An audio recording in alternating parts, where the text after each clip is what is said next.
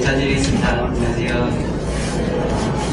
이제 누가복음 7장을 보시겠습니다. 신약성경 누가복음 7장.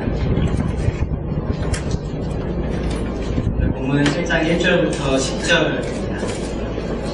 오늘 이 말씀을 통해서 믿음 있는 자의 특징이라는 주제를 보겠습니다. 믿음 있는 자의 특징.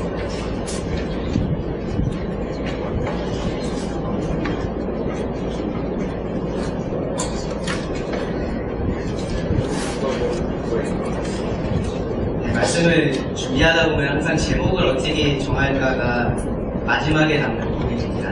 말씀을 쭉 준비해놓고 제목을 어떻게 붙여야 될까 해서 제목을 한 10개, 20개씩 써놓을 때도 있는데요. 그래서 그 중에서 이렇게 하나를 고르다 보면 내가 이걸 정하려고 그 고생을 했나 그런 느낌이 들 때가 있는데 오늘이 그런 날입니다. 믿음 있는 자의 특징. 되게 별것 아닌 것 같고 굉장히 많이 들었던 그러한 주제일 것입니다. 다른 말로 하면 믿음의 증거가 무엇이냐, 참된 믿음이라는 것이 무엇이냐라는 그런 주제의 말씀인데요. 사실 그런 주제의 말씀은 우리가 성경에서 정말로 많이 찾아볼 수가 있습니다. 저희가 전에 함께 우리가 공부했었던 야고보서 말씀도 그 전체 말씀이 참된 믿음의 증거가 무엇이냐라는 것에 대해서 우리가 배웠었죠. 그래서 참된 믿음은 시련을 통과하는 것이고, 보고 행하는 것이고, 차별하지 않는 것이고, 그러한 말씀들을 우리가 배웠었습니다. 그리고 요한일서의 말씀도 보시면 요한이 요한일서의 끝에 가서 그 요한일서를 기록한 목적에 대해서 말합니다. 너희로 하여금 영생이 있음을 알게 하려고 이것을 기록했다라고 말합니다. 그래서 요한일서의 말씀이 그렇습니다. 쭉 읽어보시면은 참된 영생을 가진 사람이 어떠한 자들인지 그러한 것들을 우리가 찾아볼 수 있습니다. 그런데 그런 말씀들을 우리가 읽고 또 그러한 본문으로 이렇게 설교가 되는 말씀들을 듣다 보면 사실 이런 생각들이 듭니다. 내가 정말로 그런 믿음을 가진 사람이다. 내가 진짜로 구원받은 사람이다. 왠지 나는 저런 믿음이 나한테는 없는 것 같은데 그럼 나는 구원받지 않았다는 얘기다. 네, 그러한 생각들이 듭니다. 우리가 지난 시간까지 4차례에 걸쳐서 예수님께서 설교하셨던 부분에 대한 말씀을 들었었는데요. 이 예수님의 말씀에 대해서도 그렇습니다. 말씀을 전하는 저희도 힘들었었고요. 말씀을 듣는 여러분들도 아마 동일한 그러한 어려움을 느끼셨을 텐데요. 뭐냐면은 말씀 자체가 머리로 받아들이기 어려워서가 아닙니다. 이 말씀이 정말로 그렇다면 내가 정말로 믿음을 가진 사람인가에 대한 의심이 생기고 내가 정말로 그렇게 살 수 있을까에 대한 불확실함이 우리 안에 있기 때문입니다. 정말로 솔직하게 정직하게 얘기했을 때 나는 그렇지 않은 것 같은데 라는 생각이 듭니다. 사실은 자연스러운 반응입니다. 왜 그러냐면 이 앞에서 언급했던 그러한 말씀들, 야고보서의 말씀이나 요한일서의 말씀, 그리고 예수님께서 하셨던 이러한 말씀들은 우리가 지금 어디에 있느냐를 말하고 있는 것이 아니라 우리가 어디를 향해서 가야 하는지를 제시해주는 말씀이기 때문에 그렇습니다. 목표라는 것은 항상 분명해야 합니다. 뭔가 이렇게 타협하거나 그래서는 안 되고요. 목표는 분명해야지만 우리가 그곳을 향해서 가까이 갈 수가 있습니다. 예수님께서 이런 말씀을 하실 때도 당연히 너희가 그렇게 할 수 없어. 우리가 이것에 100% 순종할 수 없다라는 것을 예수님께서도 알면서 말씀을 하셨을 것입니다. 근데 그렇다고 해서 이렇게 말하지만 너희가 이렇게 할 수도 있고 저렇게 할 수도 있고 라고 만약에 말씀을 하셨다면 우리는 어디를 향해서 가라는 것인가, 뭐가 목표인가, 어디가 무엇이 올바르다라고 말씀을 하시는 것인가에 대해서 조금은 불명확하게 알게 됩니다. 그래서 그러한 말씀들은 항상 분명하고 마치 선을 긋듯이 그렇게 말씀이 기록되어 있는 것을 볼 수 있습니다. 우리가 그래서 그러한 말씀들을 볼 때 절대로 오해하지 말아야 할 것이 두 가지가 있는데요. 첫 번째는 뭐냐면은 그렇게 해서 구원받는다라는 말씀이 절대 아닙니다. 너희가 이렇게 해야지만 구원받는다, 이렇게 해야지만 너희가 믿음을 얻게 된다, 영생을 얻게 된다, 그런 의도로 기록된 말씀이 아니라는 것입니다. 성경은 언제나 믿음은 하나님의 은혜로 우리들에게 주어지는 것이고 구원은 우리에게 선물로 주어지는 것이지 우리에게 뭔가를 해서 그것을 이루어내라라고 말하지 않습니다.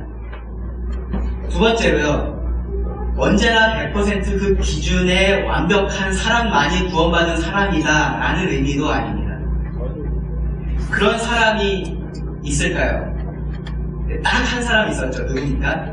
예수님. 예수님 한 분을 제외하고는 누구도 이 말씀에 100% 완벽하게 언제나 순종할 수는 없습니다.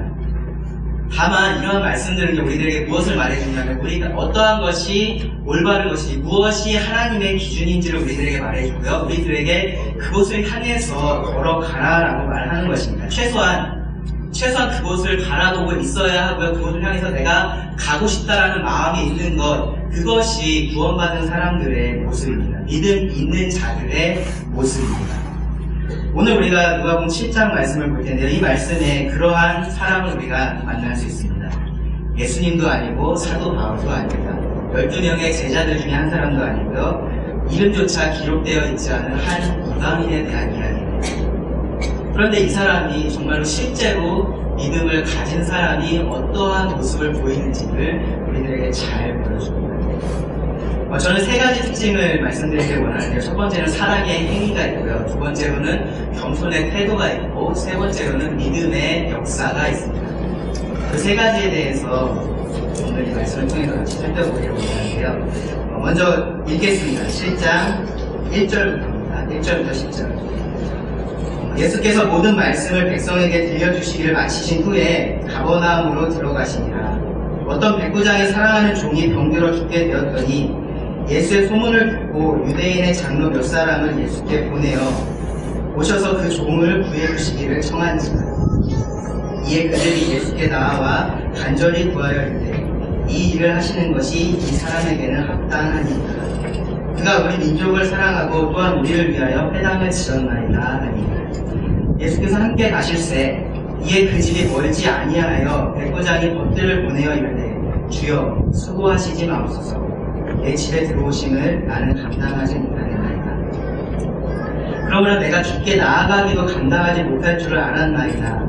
말씀만 하사 내 하인을 낫게 하소서. 나도 남의 수하에 든 사람이요 내 아래에도 병사가 있으니 이더러 가라 하면 가고 저더러 오라 하면 오고 내 종도로 이것을 하라 하면 하나이다. 예수께서 들으시고 그를 놀랍게 여겨 입을 기사 따르는 무리에게 이르시되 내가 너희에게 이르노니 이스라엘 중에서도 이만한 믿음은 만나보지 못하였느니라 하시더라. 어느덧 사람들이 집으로 돌아가 보매 종이 이미 나아 있었더라. 먼저 이 본문이 기록된 상황에 대해서 1절부터 3절을 통해서 살펴보기를 원합니다. 예수께서 모든 말씀을 백성에게 들려주시기를 마치셨습니다. 예수님은 그 공생애를 시작하신 이후에 계속해서 하나님 나라의 복음을 전하셨고요. 그리고 병 고치는 일들을 해오셨습니다. 이러한 사역들을 통해서 예수님이 어떠한 분이신지, 예수님 자신이 누구인지를 드러내셨고, 그리고 사람들에게 그에 합당한 반응을 요구하셨습니다. 그러한 예수님께서 전하셨던 그 진리의 복음, 그 하늘나라의 복음은 그 유대인들이 기존에 계속해서 알고 믿고 들어왔던 그러한 것과는 분명히 달랐습니다. 그래서 예수님께서 새 옷에서 한 조각을 찢어서 낡은 옷에 붙일 수가 없다라고 말씀을 하셨고요. 새 포도주를 낡은 가죽에 넣을 수가 없다라고 하셨습니다. 그 두 가지를 섞을 수가 없는 것입니다. 예수님께서 전하셨던 그 진정한 하늘나라의 복음과 그들이 계속해서 가지고 있었던 그 전통, 그들의 종교적인 그 체계, 그것을 합칠 수가 없었습니다. 그것은 분명히 구분되어야 되는 것입니다. 그래서 사람들은 그 말씀을 들을 때 둘 중에 하나를 선택해야만 했습니다. 그래서 예수님에 대한 반응을 보면 그 두 가지로 나누어져 있는 것을 우리가 볼 수 있습니다. 어떤 사람들은 예수님을 받아들였고요. 어떤 사람들은 예수님을 배척합니다. 실제로 예수님께서 그 말씀을 하시고 새 포도주를 새 부대에 넣어야 한다 라는 말씀을 하시고 난 그 6장부터의 말씀을 보시면 그들의 반응이 조금 더 분명하게 나누어지는 것을 볼 수 있습니다.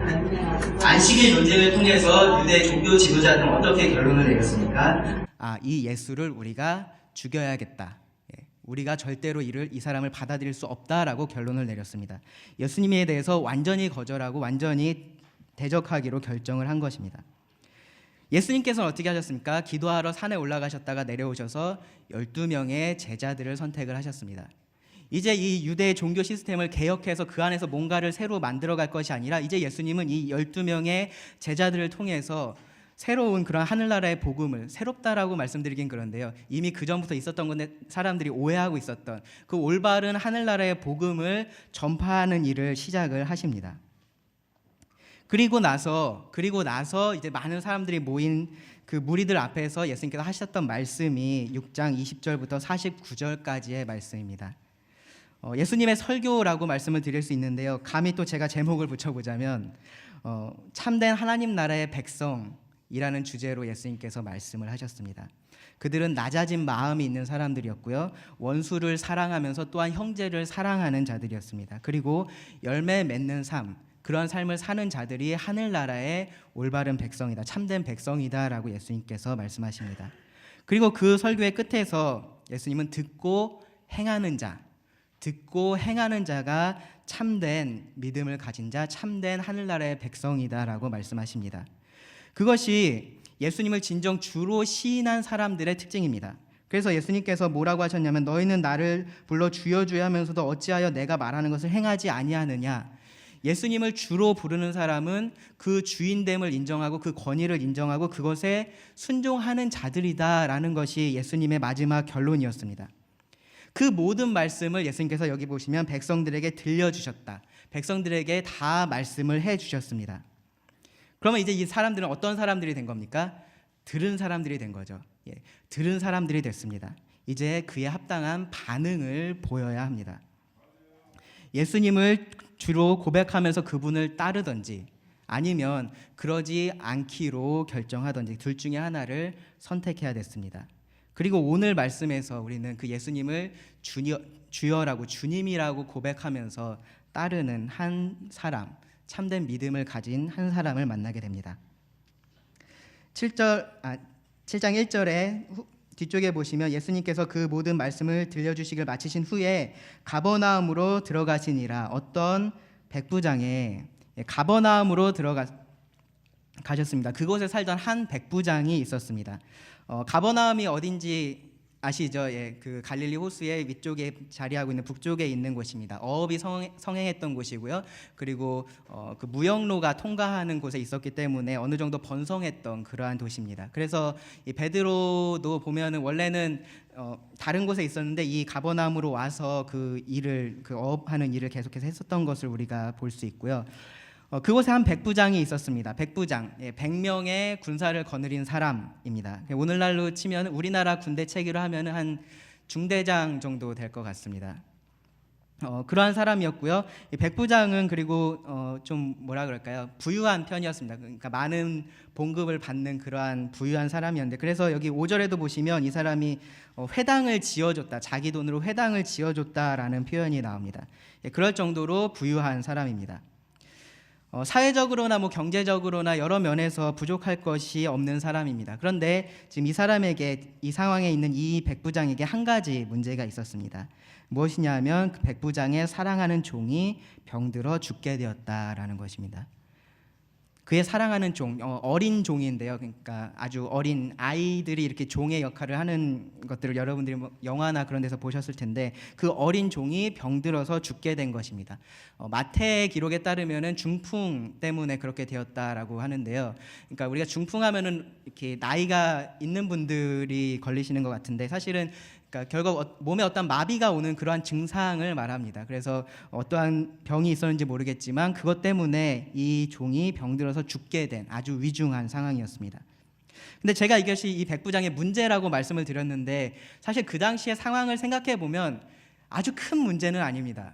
여러분들이 뭔가 이렇게 물건을 사용하다가 고장났어, 못 쓰게 됩니다. 그럼 어떻게 하십니까?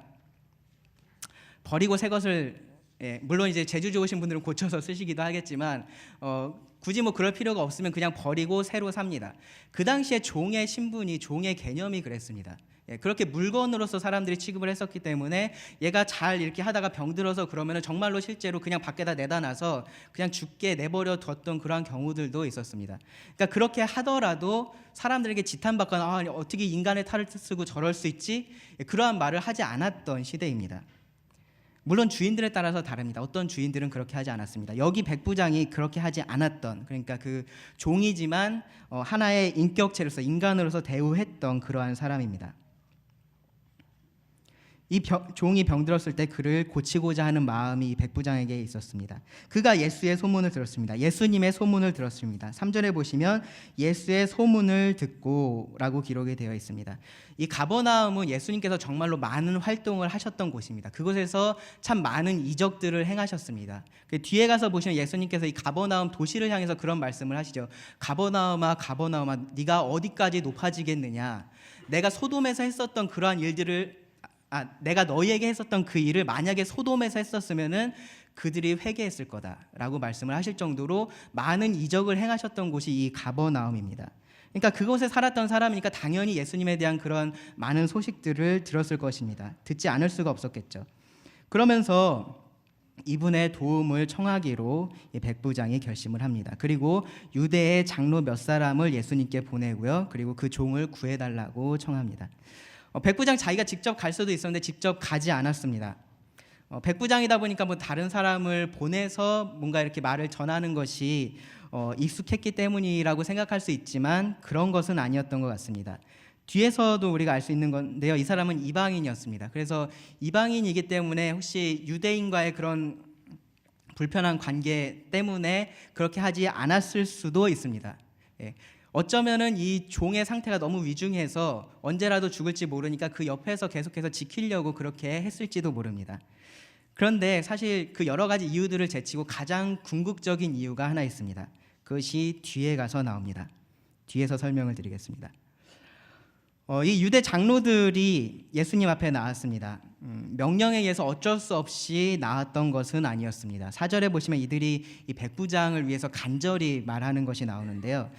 명령에 의해서 어쩔 수 없이 왔으면 그렇게 하지 않았겠죠. 그냥 와서 이런 백부장이 있는데 지금 이렇게 됐다. 그러니까 가서 좀 고쳐달라고 그 사람이 그러더라. 뭐 그렇게 얘기를 하겠죠. 근데 그렇게 하지 않았습니다.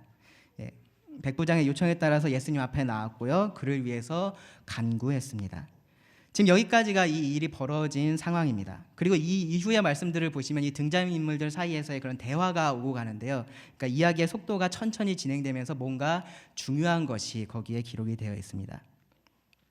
저희는 거기서 이 믿음 있는 자의 세 가지 특징을 찾아볼 것입니다. 첫 번째로 4절하고 5절에서는 사랑의 행위가 기록이 되어 있습니다.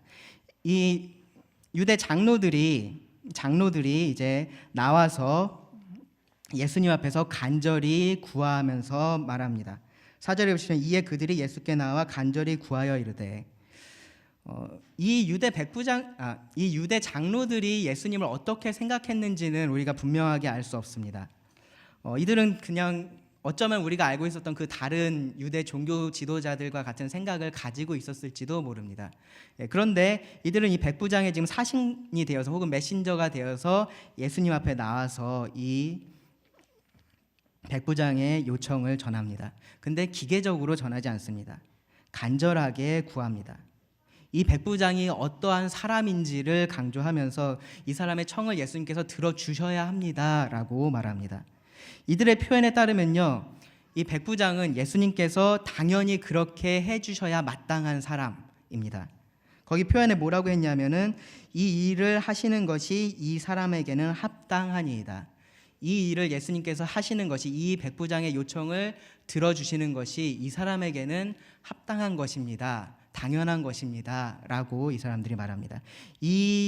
혹시 뭐 이렇게 노트 필기를 하시는 분은 여기다 체크를 해두시기 바랍니다. 정말로 중요한 표현입니다. 이 사람에게는 합당하니이다. 나중에 백부장이 이 표현을 그대로 사용해서 자기가 어떤 사람인지를 말을 합니다. 사실 이 이방인과 유대인의 관계를 생각해 보면요, 이 유대 장로들이 이 백부장에 대해서 이렇게 했다라는 것은 사실 굉장히 놀랍습니다. 그냥 나쁜 감정을 가지고 있지 않은 정도가 아니라 이 사람에 대해서 지금 호의를 가지고 있습니다. 기본적으로 유대인들은 이방인을 좋아하지 않았습니다. 미워했고요, 미워해야만 한다라고 생각했습니다. 그런 존재로 생각했던 사람들이 이방인입니다. 더구나 이 백부장은요, 그들을 이렇게 지배하고 있었던, 그들을 압제하고 있었던 그 정복자들의 하수인이 되어서 그들을 지배하는 역할을 하는 그러한 사람이었습니다. 당연히 더 좋아하지 않을 법한 사람이죠. 근데 이 원수 같은 이 백부장을 이들이 어떻게 이렇게 그 백부장을 위해서 어떻게 이렇게 간구할 수 있을까요? 그 이유가 5절에 기록이 되어 있습니다. 그가 우리 민족을 사랑하고 또한 우리를 위하여 회당을 지었나이다. 이 백부장이 그들을 사랑했던 것입니다. 그리고 그 사랑을 증명했습니다. 자기 사비를 들여서 회당을 지어 주었습니다. 이 백부장이 궁극적으로 유대교로 개종을 했는지 안 했는지 그것까지는 우리가 알 수 없지만 아마 이런 상황을 보면은 그렇게 했을 가능성도 있어 보입니다. 유대인들이 이방인에 대해서 그렇게 호의를 갖기가 쉽지 않았다라는 말은 반대로 이방인 입장에서 유대인에 대해서도 동일하다라고 우리가 말할 수 있습니다. 우리가 나를 좋아해 주는 사람을 좋아하는 게 쉽지 나에 대해서 그렇게 나쁘게 하고 대적하는 사람을 우리가 좋아하기는 쉽지 않습니다. 이 백부장의 입장에서 이 유대인들은요 정말로 골치 아픈 어려운 사람들이었을 것입니다. 정말로 자기를 무시하고 적대하는 그러한 사람들이었습니다. 근데 그 사람들을 이 백부장이 사랑했습니다. 백부장이 유대인들을 사랑했다라고 백부장 스스로가 말한 것이 아니라 그 사랑을 받은 사람들이 그렇게 말합니다. 그 사랑이 분명히 드러났다라는 것입니다. 그들이 분명히 그것을 알 수 있었다라는 말입니다. 자기를 미워하는 사람을 이 백부장이 먼저 사랑한 것입니다. 예수님께서 말씀하셨던 원수 사랑의 모습을 이 백부장이 보여주었습니다. 그가 정말로 무언가 다른 사랑, 무언가 분명한 그 차이를 알 수 있는 사랑을 보여주었을 때 이 유대인들도 그에 대해서 호의를 보인 것입니다. 이것이 그냥 종교적인 열심은 아니었던 것 같습니다. 이것이 그냥 그 피정복민에 대해서 어떠한 호의를 얻기 위해서 그러한 일을 했던 것도 아닌 것 같습니다. 왜 그러냐면 이 이어지는 말씀 때문에 그렇습니다. 6절과 7절에 보시면 이 백부장이 겸손한 태도를 가졌다라는 것을 말해줍니다. 그것이 두 번째 그의 믿음의 증거입니다. 유대 장로들의 말을 듣고 예수님께서 함께 가십니다. 그들을 따라가십니다. 이제 이 백부장의 청을 듣고 그 종을 고쳐주기로 예수님께서 결심하신 것이죠. 근데 가고 있었는데 6절에 보시면 이에 그 집이 멀지 아니하여 백부장이 벗들을 보내어 이르되, 먼저는 이 유대 장로들을 보냈었고요. 이번에는 그 자기의 친구들을 보내서 예수님께 또 다른 말을 합니다. 집에 가까이 갔을 때 그렇게 합니다. 그리고 누가는 이제 이 백부장의 말이 백부장이 직접 하는 것처럼 기록을 했는데요. 보시면 뭐라고 말을 하냐 하면 주여 수고하시지 마옵소서. 무슨 말입니까? 우리 집으로 오지 말라는 얘기입니다. 오지 말라는 얘기입니다. 근데 이 말에서 우리가 먼저 주목해야 할 것이 무엇이냐면 이 백부장이 예수님을 뭐라고 불렀는지입니다. 주여라고 불렀습니다. 주여. 일반적으로 자기보다 이렇게 신분적으로나 높은 사람에게 주여라는 표현을 쓸 수 있습니다. 그런데 예수님께서 바로 이 앞서서 하셨던 말씀을 우리가 기억해 본다면 이 백부장의 말이 그저 단순히 예수님께서 자기보다 어떠한 높은 분이시니까 그냥 주여라고 해야지라고서 사용한 말이 아니라는 것을 알 수 있습니다.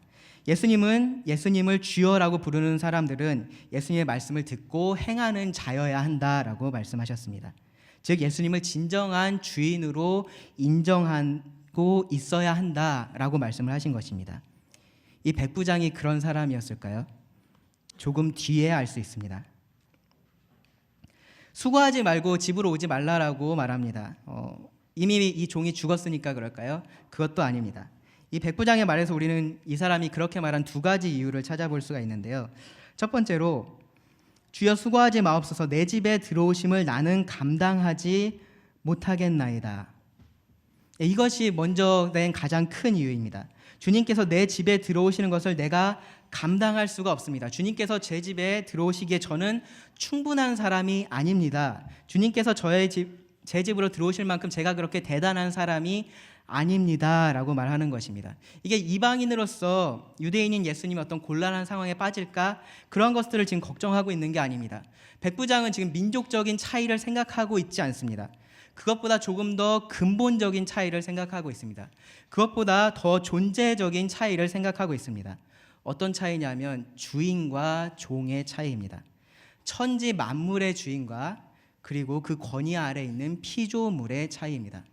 거룩하신 하나님과 죄악된 인간의 차이를 이 백부장이 지금 보고 있습니다.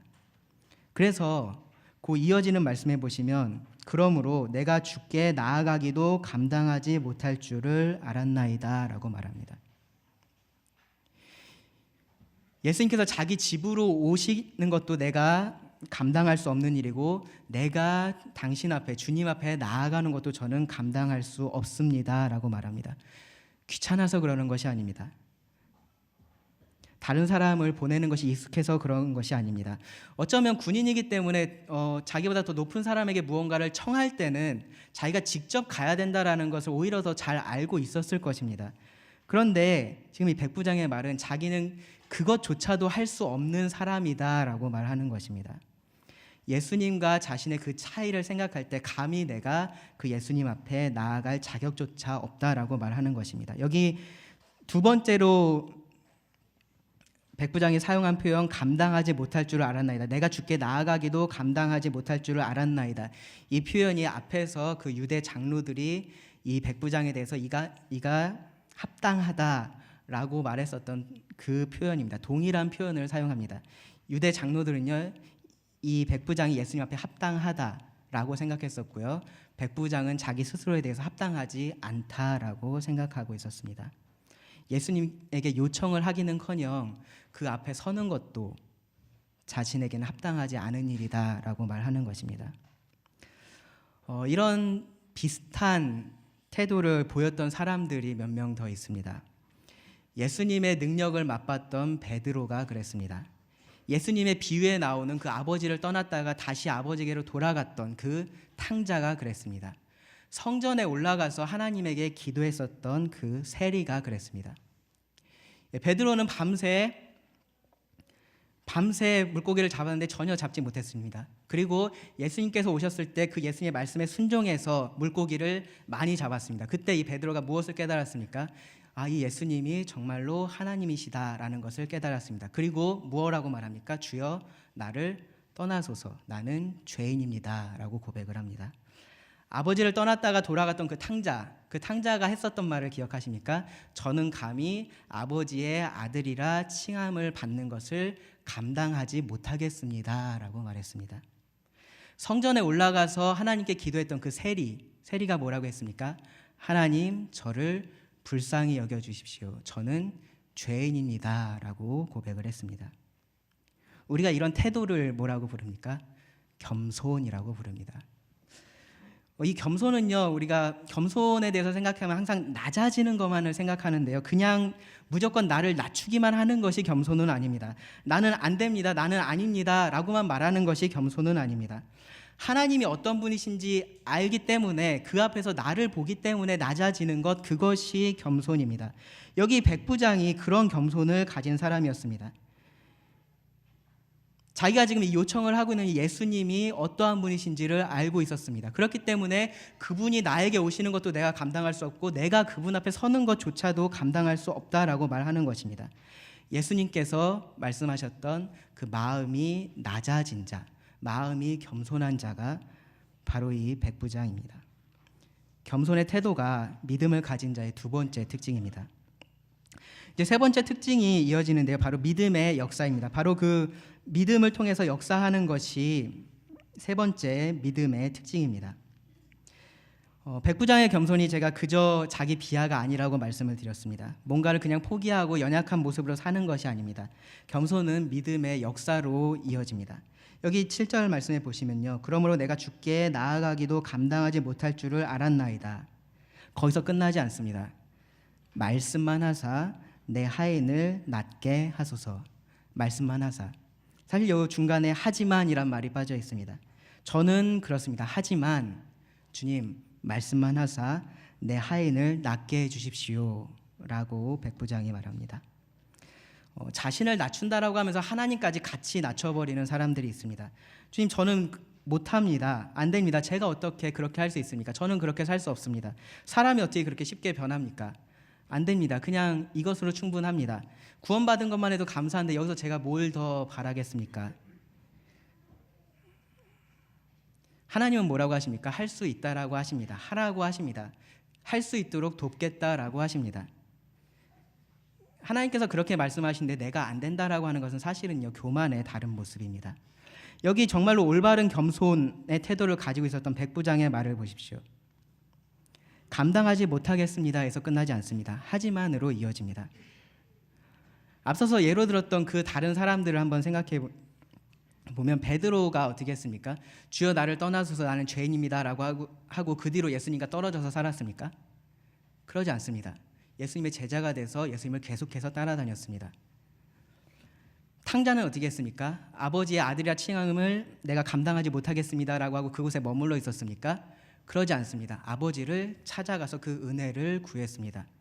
세리는 어떻게 했습니까? 죄인이니까 하나님 앞에 설 수 없다라고 하면서 그냥 성전을 내려갔습니까? 아닙니다. 하나님 저를 불쌍히 여겨주십시오라고 했습니다. 하나님 앞에서 나만 바라보면요 이러한 말이 나오지 않습니다. 이 하지만 하나님 이렇게 해주십시오라는 말이 나올 수가 없습니다. 다시 그 하나님을 바라봤을 때 이러한 말이 나옵니다. 이게 정말로 중요한 부분인데요. 겸손은 겸손에서 끝날 것이 아니라 그 겸손에서 믿음으로 이어져야지 그것이 올바른 겸손입니다. 내가 할 수 없기 때문에 하나님의 도우심을 구하는 것이 겸손입니다. 그분을 의지하는 것, 거기까지 나아가는 것이 올바른 겸손의 모습입니다. 그리고 그것을 우리가 믿음이라고 부릅니다. 이 백부장은요 자신이 어떠한 자인지 알았습니다. 하나님 앞에 그 하나님이신 예수님 앞에 감히 설 수조차 없다라는 것 너무나 잘 알고 있었습니다. 그런데 그것하고 동시에 자기 앞에 있는 물론 눈으로 보고 있진 않았지만 자기가 소문으로 들은 그 예수님이 어떠한 분이신지도 정말로 정확히 알고 있었습니다. 예수님에 대해서 다 알지는 못했겠죠. 분명히 제한적으로 알고 있었을 것입니다. 그런데 그 소문을 듣고 이 백부장이 한 가지 확신을 내린 것이 있습니다. 뭐냐 하면 예수님은 주인이시다라는 것입니다. 만물의 주인이시다. 어떻게 그렇게 확신을 내렸을까요? 백부장이 어떠한 소문을 들었을까요? 예수님께서 회당에서 귀신을 꾸짖으셨을 때 그 귀신이 도망한 이야기를 들었습니다. 예수님께서 열병을 그 시몬의 장모 베드로의 장모의 열병을 꾸짖으셨을 때 그 열병이 도망한 것을 이 백부장이 들었습니다. 수많은 병자들이 예수님에게 몰려들었을 때 예수님께서 그들을 말씀으로 고치신 것, 완전하게 고치신 것을 이 백부장이 들었습니다. 사람들은 그러한 이야기들을 들을 때 그래 나도 가서 그럼 고침을 받아야지라고 생각했습니다. 그래서 수많은 사람들이 예수님 앞으로 몰려들었습니다. 그리고 누가복음 6장 19절에 보시면 어떻게 기록이 되어 있냐면 온 무리가 예수를 만지려고 힘썼다라고 합니다. 만지려고 힘썼다. 왜 그랬냐면요. 그 당시에 사람들은 뭔가 이렇게 능력이 나오려면 직접적인 접촉이 있어야 된다라고 생각을 했던 것입니다. 많은 사람들이 그렇게 생각을 했습니다. 그런데 백부장은 그렇게 생각하지 않았습니다. 그 모든 일을 통해서 이 예수님이 말씀만으로 그렇게 모든 병들을 고치실 수 있다면, 예수님의 말씀에 그 모든 병들이 순종한다면, 귀신이 순종한다면 그 말은 곧 예수님이 그들보다 더 높은 권위를 가진 분이다. 예수님이 곧 주인이시다라는 것을 이 사람이 알고 있었습니다. 그렇게 결론을 내린 것입니다. 그래서 8절에 보시면요. 이 백부장이 이해하고 있는 그 주인과 종의 개념, 권위의 개념이 나옵니다. 나도 남의 수하에 든 사람이요 내 아래에도 병사가 있으니 이더러 가라 하면 가고 저더러 오라 하면 오고 내 종더러 이것을 하라 하면 하나이다. 이것이 주인됨의 의미입니다. 이것이 권위의 의미입니다. 권위를 가진 사람은요 그 권위 아래 있는 사람에게 무언가를 명령할 수 있습니다. 권위 아래 있는 사람은 권위 위에 있는 사람의 말을 듣고 순종해야 합니다. 복종해야 합니다. 그것이 권위의 의미입니다. 그것이 우리가 누군가를 주인이라고 부를 때 우리가 생각하고 있어야 할 그 의미입니다. 예수님께서 바로 앞에서 말씀하셨던 그 설교의 끝에서 하셨던 말씀이 바로 이것입니다. 너희가 나를 더러 주여 주여라고 하면서 어떻게 내 말을 따르지 않을 수 있느냐? 주여라고 부르는 사람은 그 주인의 권위에 순종하는 것이 당연한 것입니다. 이 백부장은 예수님이 주인이시라는 것을 알았습니다. 단지 자기의 주인만 되시는 것이 아니라 온 피조물에, 심지어 이 질병의 주인도 되신다라는 것을 알았습니다. 예수님께서 꾸짖으셨을 때 귀신이 도망했고 병이 나갔습니다. 귀신에게도 질병에게도 예수님은 그 위에 있는 권위를 가지고 계셨던 것입니다. 주인으로서 그러한 권위를 가지고 계셨던 것입니다. 그러한 데까지 생각이 미쳤기 때문에 이 백부장이 예수님에게 이렇게 말한 것입니다. 말씀만 하십시오. 말씀만 하사 내 하인을 낫게 하소서. 주님 수고하실 필요 없습니다. 저희 집으로 오실 필요 없습니다. 라고 이야기했던 두 번째 이유가 이것입니다. 첫 번째로는 자기가 예수님 앞에 설 수 없는, 서기에 합당하지 않은 사람이라는 것을 알았기 때문이고요. 두 번째로는 굳이 예수님께서 그렇게 오지 않으셔도 예수님은 그 병을 고치실 수 있다라는 것에 대한 확신이 있었기 때문입니다. 믿음이 있었기 때문입니다. 만약에 그런 믿음이 없었으면 아마 이 백부장은 어떻게 해서든 자기가 결례라고 생각하고 그렇게 할 수 없다라고 생각했겠지만 예수님께 오시라고 아마 했을 것입니다. 왜냐하면 예수님의 은혜가 필요하다라고 지금 생각하고 있었기 때문에요. 복음서에 보시면 예수님의 옷자락을 만져서 그 병이 나았던 여인이 나오죠. 아마 그렇게 했을지도 모릅니다. 그런데 백부장은 이 주인 된다라는 말의 의미를 알고 있었습니다. 그래서 그 권위를 인정했고요. 그리고 담대히 그 은혜로운 주님 앞에 나가서, 주인 앞에 나가서 자신의 필요를 구했던 것입니다. 그것이 진정한 겸손입니다. 그것이 성경에서 말하고 있는 겸손입니다. 그리고 그 겸손은 믿음의 역사로 이어집니다. 예수님께서 백부장의 믿음에 놀라셨는데요. 9절에 보시면 예수께서 들으시고 그를 놀랍게 여겨, 성경에서 예수님께서 놀라셨다라는 말이 딱 두 번 나옵니다. 여기에서 한 번 나오고요.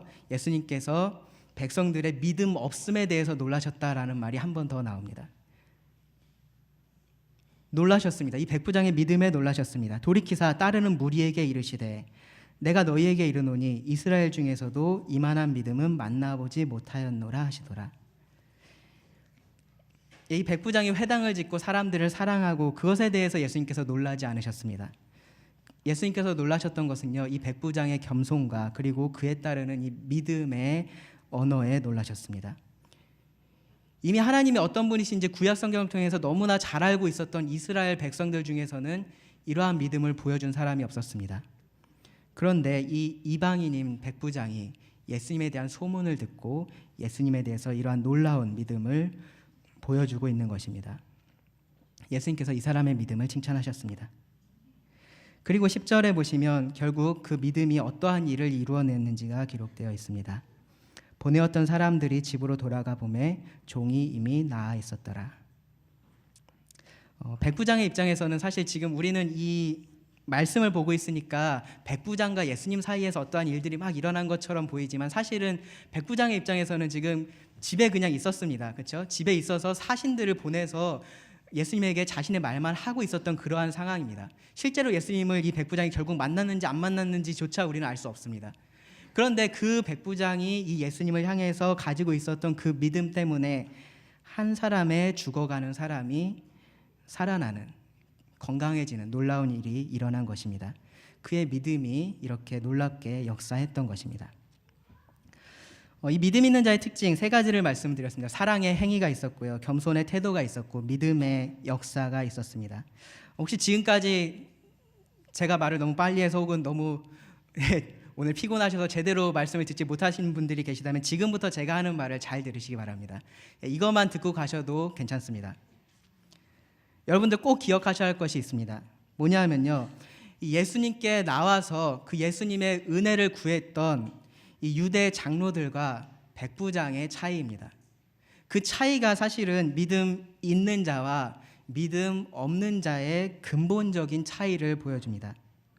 자, 유대 장로들은 예수님 앞에 나와서 그들이 하는 말을 통해서 그들이 가지고 있었던 잘못된 신앙의 모습을 그대로 보여줍니다. 그들이 뭐라 그랬습니까? 이 백부장의 한 일들 때문에 예수님께서 이 사람에게 은혜를 베풀어 주셔야만 합니다라고 말했습니다. 이 사람의 행위 때문에, 이 사람의 어떠함 때문에 이 사람은 은혜 받기에 합당한 사람입니다라고 말한 것입니다. 백부장은 뭐라 그랬습니까?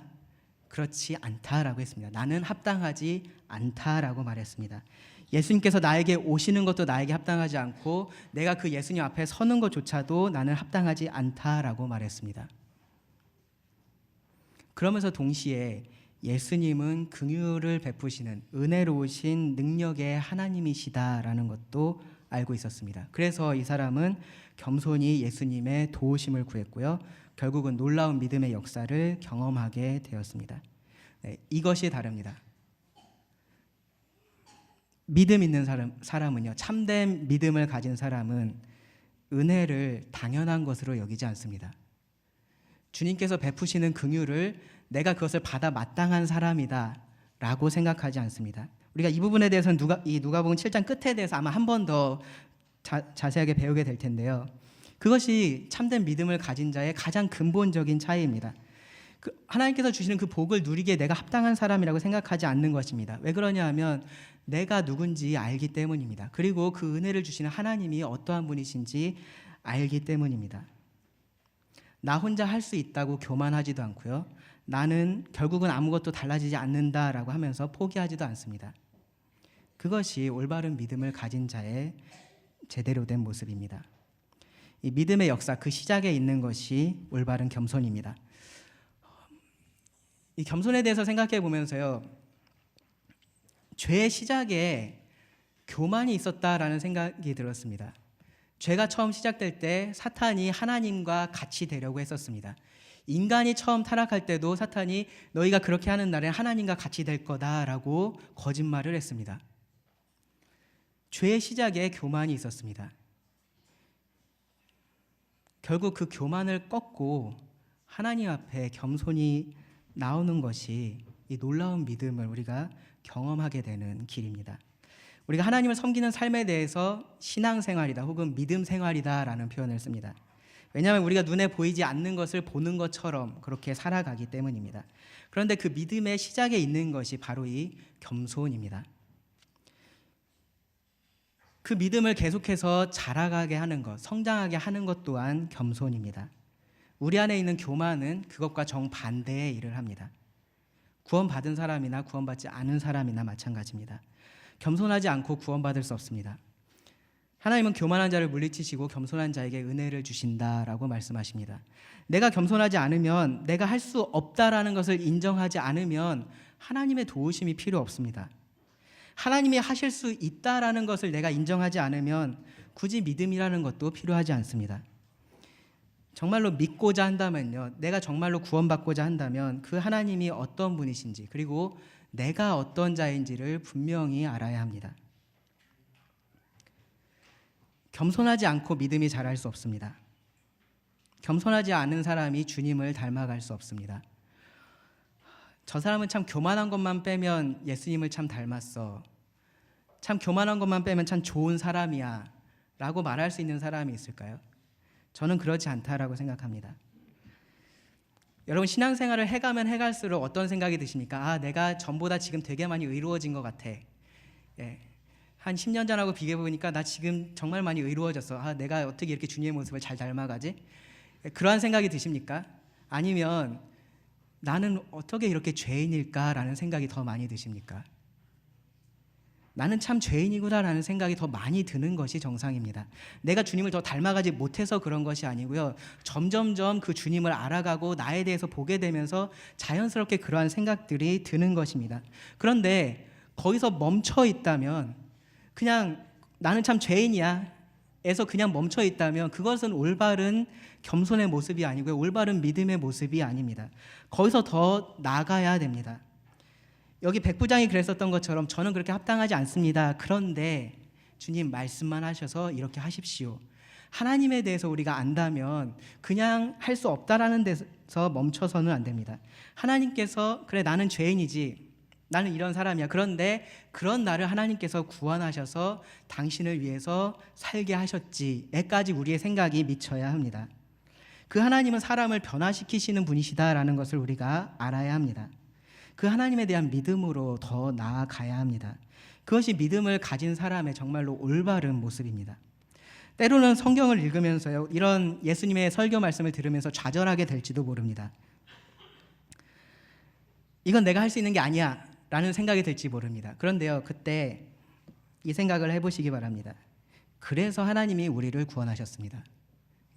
내가 할 수 있으면 하나님께서 우리를 구원하실 이유가 없습니다. 근데 내가 할 수 없기 때문에 하나님께서 우리를 구원하셨습니다. 하나님께서 우리를 그래서 새로운 피조물로 창조를 하신 것입니다. 그렇게 해서 하나님께 영광 돌릴 수 있도록 하신 것입니다. 겸손히 그 하나님을 의지하면서 그 은혜를 구하시기 바랍니다. 그분께서요, 겸손한 자에게 처음부터 은혜를 주셨습니다. 그리고 계속해서 그 은혜를 베풀어 주실 것입니다.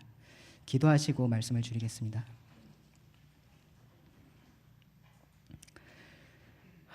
주님, 오늘 이 한 백부장의 이야기를 통해서 참된 믿음의 모습이 무엇인지 다시 한번 생각하게 하여 주심에 감사를 드립니다. 지금 저희가 우리 자신이 어떠한 자인지 볼 뿐만 아니라 또한 하나님이 어떠한 자인지를, 어떠한 분이신지를 보기를 원합니다. 그 하나님 앞에서 우리를 바라보며 낮아지며 그 하나님을 다시 바라보고 힘을 얻어서 하나님의 뜻에 따라서 살아가는 그 말씀에 순종하는 저희들이 되기를 원합니다. 주님을 우리가 주님이라고 부르면서 그 주인됨의 의미를 바로 알고 살아가는 자들이 되기를 원합니다. 주님께서 계속해서 우리들에게 은혜를 더하여 주시옵고 그 은혜로 살아가게 하여 주시옵소서. 들은 말씀 모두 주님께 의지하며 예수님의 이름으로 기도드립니다.